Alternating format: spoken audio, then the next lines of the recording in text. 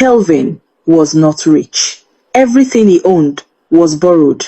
The clothes, the phone, even the car he brought to the village. The one-room apartment was cramped and smelled of alcohol and disappointment. Kelvin drank from morning till night, promising tomorrow would be different, promising a deal that never came. He would leave early, return late, and there was never food on the table. Ebena learned a new kind of hunger, one that came with fear. When she complained, Kelvin's eyes changed. The charming voice disappeared. His hands spoke instead. He beat her on top of hunger, on top of regret, on top of silence.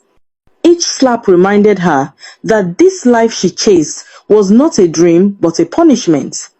One evening, weak and bruised, she sat by the small window of their apartment. The city lights blinked mockingly at her. People laughed outside. Cars passed. Life moved on without her. Tears rolled down her face. She thought of the village. She thought of warm meals cooked late at night, of quiet love, of a man who begged instead of raising his hand. She wished for Uche. She wished for the life she once despised. But wishes do not reverse choices. Back in the village, Uche had changed. The pain she left behind did not kill him. It hardened him. Without Ebena, he learned to breathe again. He walked without pressure, slept without fear, ate without shame. Slowly, life began to respond to him. People stopped laughing. Peace entered his home.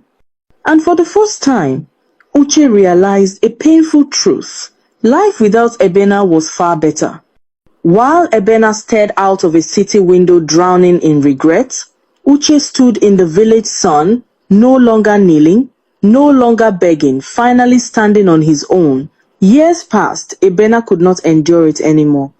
One night, after Kelvin staggered in drunk and collapsed without a word, she packed the little she had left. No makeup, no fine dresses, just pain, bruises, and regret folded into a small bag. She returned to the village quietly. The same dusty road, the same trees, the same sky that once watched her walk away with pride. Her heart beat wildly as she approached Uche's compound. In her mind, she had rehearsed her apology 1,000 times.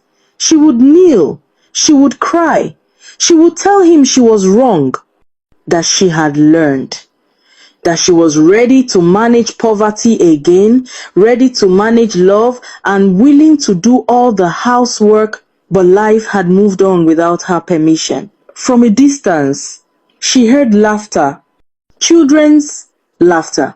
Then she saw her, a young lady much younger than Ebena, beautiful in a simple way. She was heavily pregnant while another child clung to her wrapper. Her face was calm, content, at peace. And beside her stood Uche, not the broken man who once knelt in the dust. This Uche stood tall. He smiled easily.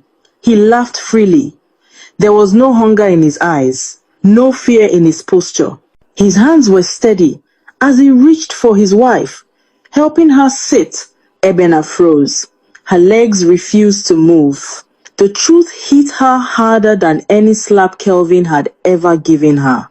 Uche had moved on. Uche had healed. Uche had chosen peace. No one noticed Ebena standing there at first.